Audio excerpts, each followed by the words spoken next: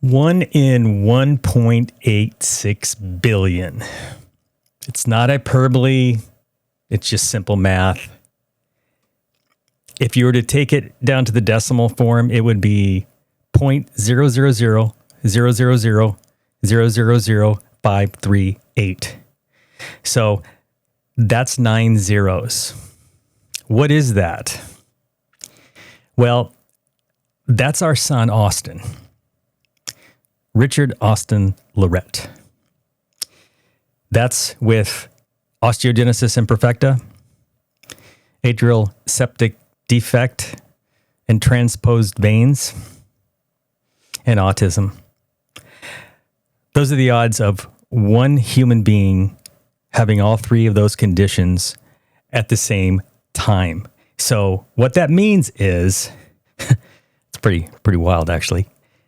There's probably 4 other people in the world like Austin, at least on paper.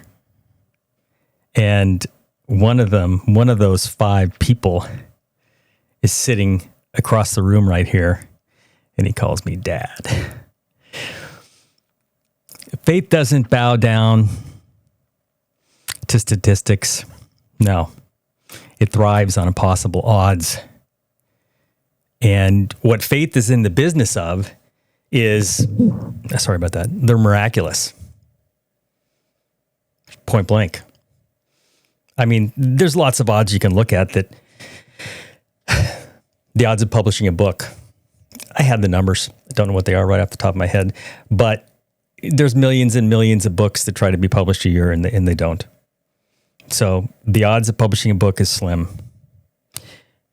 The odds of optioning a movie, even more minuscule, almost non-existent. And then having one actually optioned, purchased, filmed, and shown in movie theaters, you've got more, or I should say a better chance of being struck by lightning twice than this happening. Not kidding. It's almost like you're forced with these difficult scenarios and situations in your life.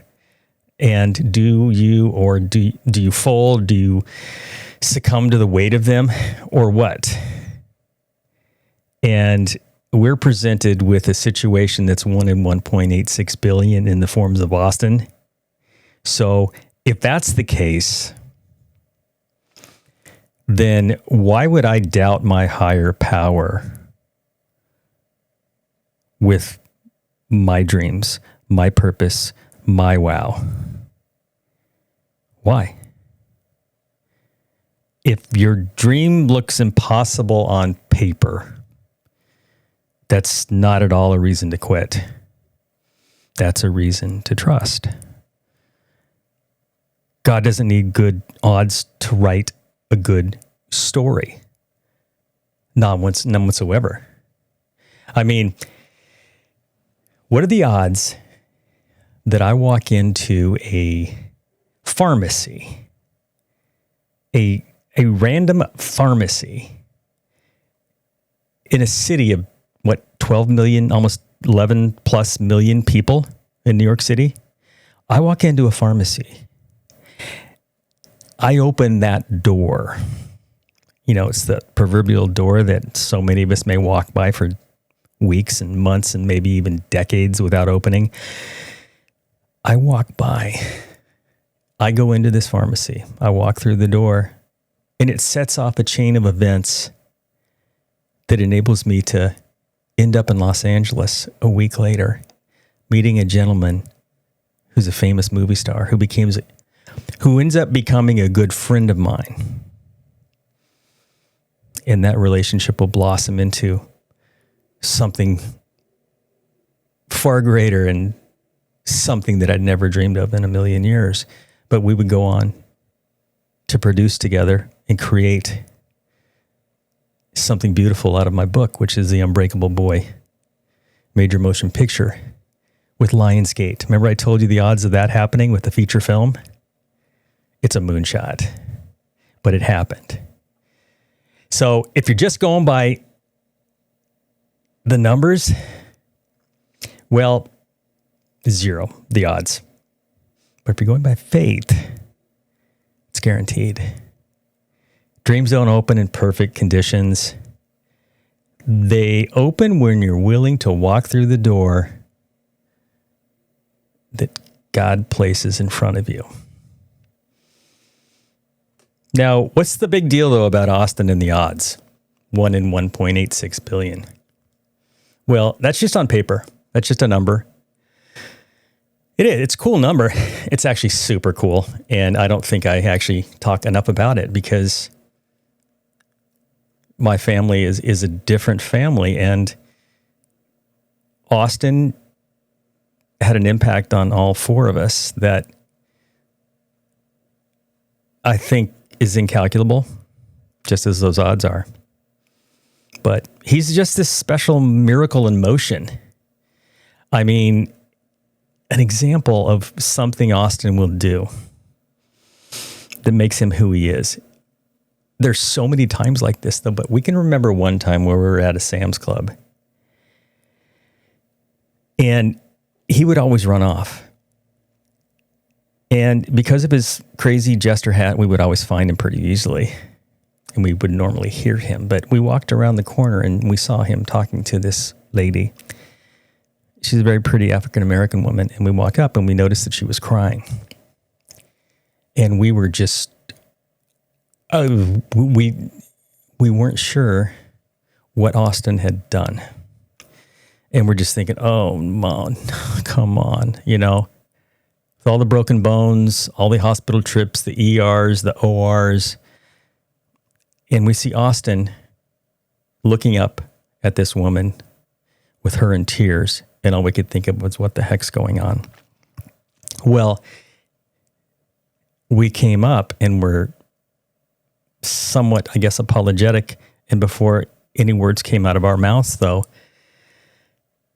the lady said, no, it's your son. He's a beautiful soul. I'm like, what's going on here?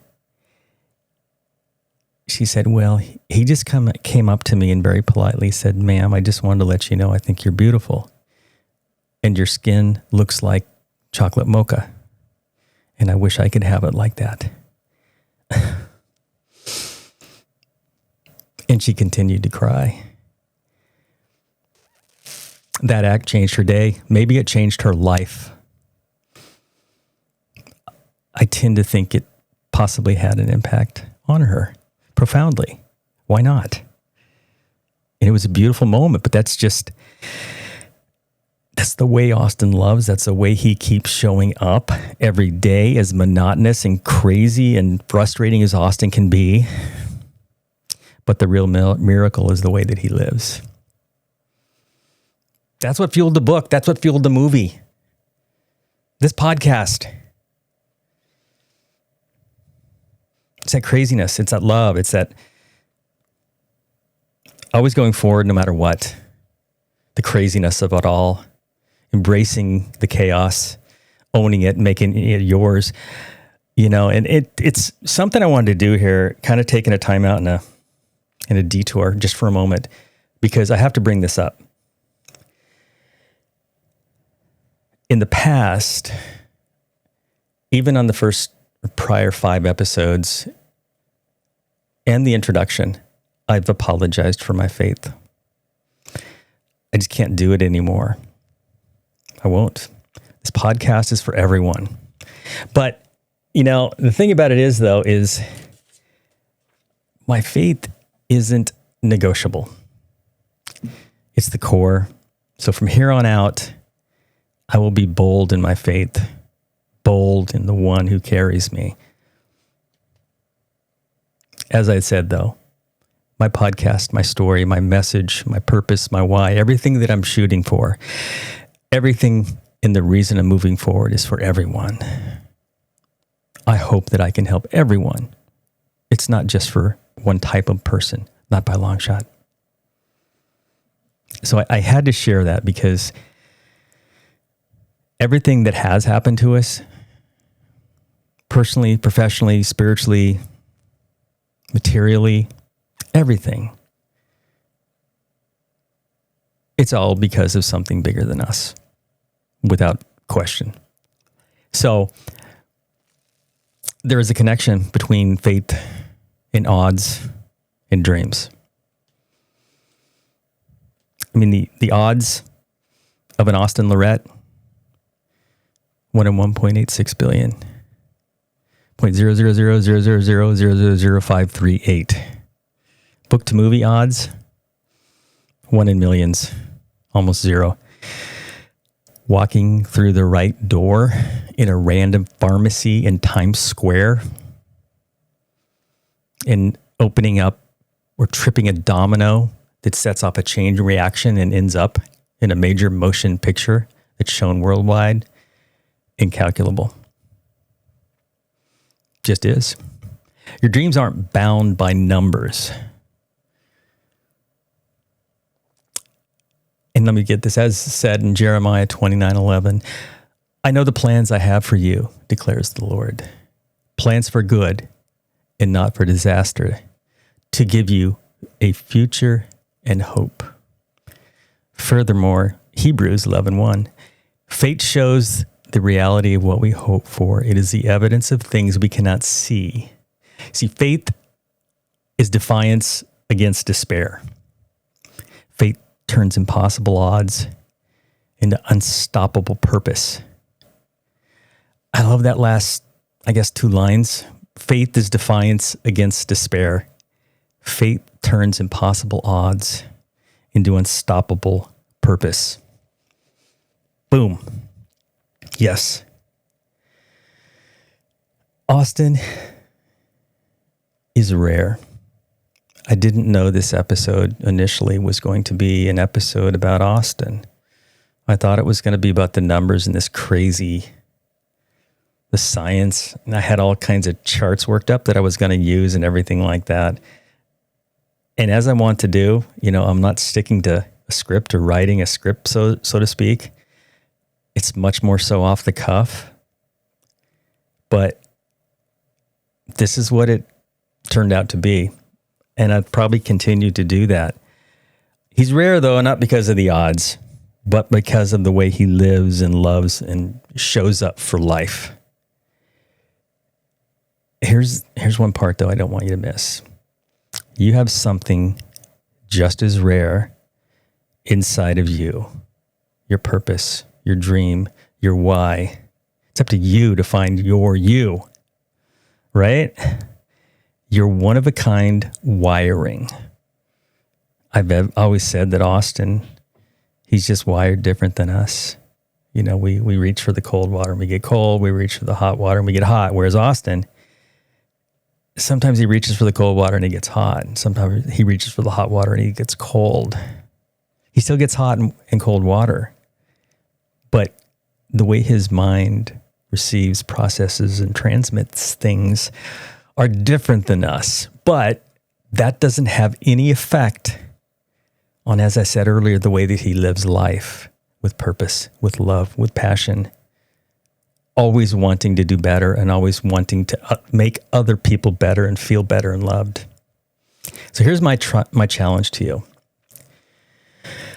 Go try to find, I'd love to be able to do this somehow. I just don't know how, but find another Austin.